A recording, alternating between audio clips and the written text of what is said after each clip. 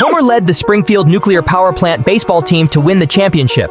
On a stormy night with thunder and lightning, a tree branch was struck down by lightning. Homer believed it was a gift from heaven, so he used this branch to make a magical baseball bat. With this bat, he led the nuclear power plant baseball team to break through and reach the finals.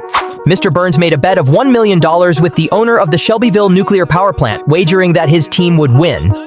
In order to win this game, Burns asked Smithers to invite several professional baseball stars to take up temporary positions at the nuclear power plant and participate in the game.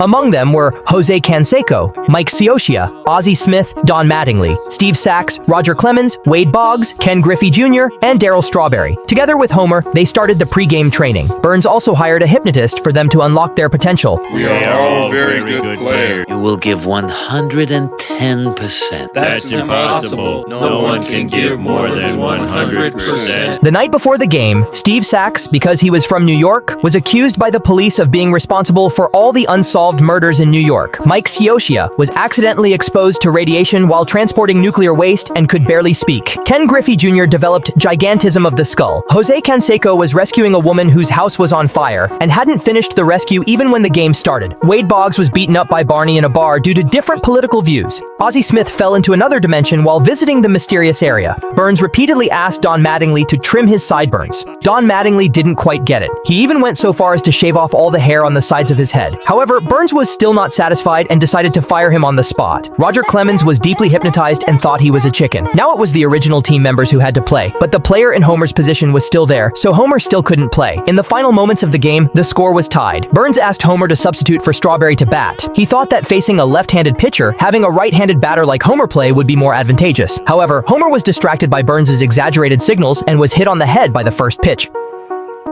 But this also allowed him to run the bases and score, helping the team win the game.